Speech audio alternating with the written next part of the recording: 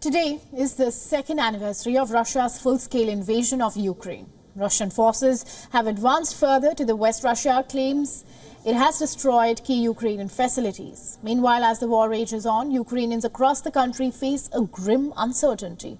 We have more on this in our next report. Take a look.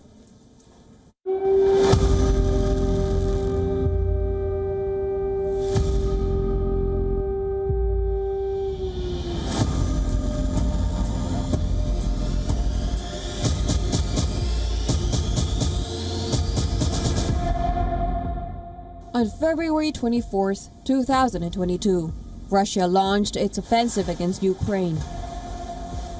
In 2 years, a lot have changed. Thousands of people have died. Thousands more remain missing.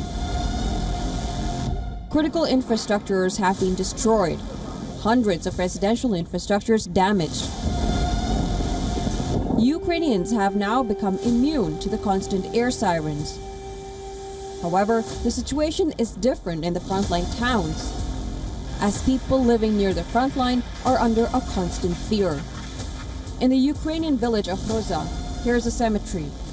Among the many laid to rest, there are 59 people who were killed in October in a single rocket strike. In a northeastern Ukrainian village, which is situated just outside the town of Shevchenkov, the Russian strike killed at least a fifth of the population. There were screams, people were shouting, we screamed and cried, and then there was silence. They were instantly killed. Since then, residents easily get startled by any other sound. Of course, of course. This is what I'm afraid of. Where else next? The situation is somewhat same for many frontline cities. Many civilians from the Ukrainian town of Avdiivka have evacuated to nearby towns and cities. Meanwhile, the number of missing people is another concern that haunts Ukrainians. Several of them are volunteer soldiers who disappeared. To this day, I am looking for my son. I still believe there's a 1% chance that he is alive. As long as I am alive, I will wait for him. Look for him, and I can't accept it yet. He is alive for me. Thousands of Ukrainians are desperately seeking news of their loved ones.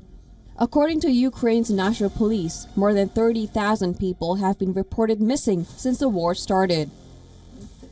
Police also says that more than 18,000 DNA samples of relatives of servicemen and civilians have been collected. Authorities have asked the relatives to submit their loved ones' photos if the relatives believe they have seen photos of their loved ones on Russian social media sites.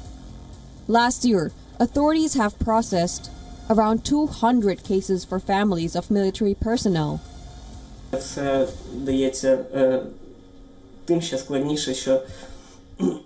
All this is made more difficult by the fact that there is no result. We are not one step closer, and it feels like we are hitting a wall. We also wrote to the European Court of Human Rights, but Russia withdrew from it. We wrote to the UN Human Rights Committee, but they did not accept it. Але Росія з нього вийшла. Ми написали в Комітет по правам людини при ООН, а вони не прийняли справу. Meanwhile, over 4 million people have been displaced. Another 6 million have left the country. 2 years, but the war in Ukraine still rages on.